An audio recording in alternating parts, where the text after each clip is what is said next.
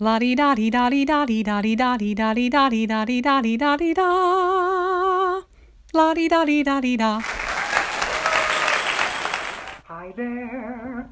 Hi. Sorry you can't probably hear me. Hear me. But I'm talking about fruit right now. So I'm talking about fruit.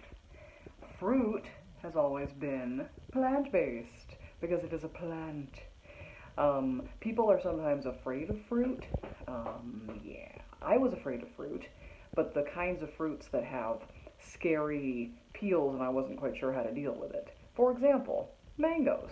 Not going to be the focus for today, but mangoes are probably my favorite fruit, but I don't understand how the pit works inside. So eating them, I feel like a wild animal, which has its own appeal because I like that wild woman, like in the woods, there's juice everywhere sort of thing, like vibe that I would then sort of embody. But it's a mess, and I have to eat it over the sink, and it's not pretty. So, yeah, and then in the pictures all the time, right, it's like scored, and then it's like bent backwards, and it's like all like there, it's just like easy to eat. And yeah, no, that's not, I don't, no, no, because it's a mystery what the pit like actually looks like inside, because it's like this weird shape, and it's like, where is it though? Is it in the center or is it not? Who knows? But we're not talking about mangoes specifically today, we're talking about pineapple. Now, it's highway robbery how stores can get away with doing things like chopping the pineapple, putting it in rings, and then asking you to buy it. Now, canned pineapple is a different thing, but it's, nothing's quite like the fresh. So we're going to talk about how to cut a pineapple without a corer and without being afraid, because it's actually so easy. I was really apprehensive the first time I did it, and then I just sort of did it, and I was like, this is easy. I am never buying pre-cut pineapple again in my life. Let's get to it. Okay, so the thing about pineapple that I just learned is that there's, like everything it seems, there's a way to tell if it's ripe. Usually it's a big gosh darn guessing game. So we're going to find out today, because it's the first time I'm sort of dealing with this, with any kind of presumed knowledge of whether it's ripe. So usually it just sits on my counter because I don't get to it. By that time it's like almost overripe. So what they say, oh god, it's so sunny. I shouldn't complain about that. Here, ready? Okay, well, that's a little helpful. Alright, so, is it though? I don't know. Oh, it's like shadow puppets. Okay, so there's green and there's yellow. If it's mostly yellow with a little bit of green, it's probably okay. If it's mostly green, then it's not quite ripe. If the yellow actually starts to turn an orange, then you better cut that thing because it's going to rot. Here's the thing though, is that it says, what I read is that, like kind of like the further up the yellow sort of has spread, the sweeter the pineapple's going to be.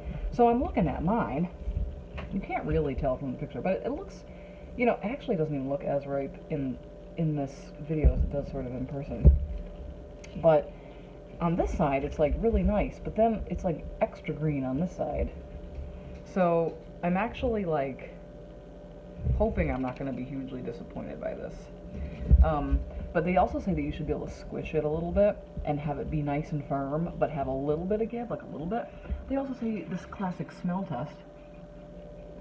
It smells so good. So we gonna see, because there's also conflicting information out there saying that you don't want very much green on it, and then some of them are like, well, no, it's probably okay. Some are pretty okay. So we're gonna find out. Ready? Here we go. This is the pineapple. Looks scary, but it's not.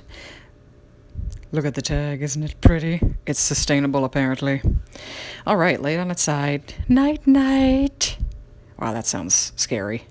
All right, gonna cut off the top. Easy as pie. I'm trying to get in front of the sun. Ta-da! Chaquita banana. All right, put that to the side. And then you want it to be able to sort of stand up. So you're gonna cut the bottom too. Because what you essentially want to do is take off the skin. Don't take off too much because the fruit is delish. So just kind of go around like this. And slice. And slice. There will still be those weird little marks on it, but you want that because you don't want to slice too deeply. Yeah, this won't take very long. Oh, and if you cut too deeply, just like stand over the sink and be like, nom, nom, nom, nom, and like eat the little bits that are edible on there. So here we go. See, the core is in there, and it is round, but we're going to cut it to be like kind of a square. Just cut around it. Couldn't be easier. Oh, you can like see the juice. It's nice and soft. It's obviously super juicy. I think this is going to be really good. And here we are left with the core. I like to sort of throw these out for the animals or just get rid of them. They're certainly compostable. And yeah, these nice big chunks. You get like a nice amount. I don't know exactly how much. I've never actually measured, but just slicey slice. And it's delicious. I'm trying to decide whether I should eat it. Oh, yep, always a good decision. Yeah, so good. Watch me eat it. Nom nom nom. Yeah, it's good. It's perfect. I'm so glad I cut it today. Yep, gonna take more than I already put in my little container. 2 at a time. Watch me go. Ah! Tasty. La-di-da-di-da-di-da-di-da-di-da-di-da-di-da-di-da-di-da. La-di-da-di-da-di-da.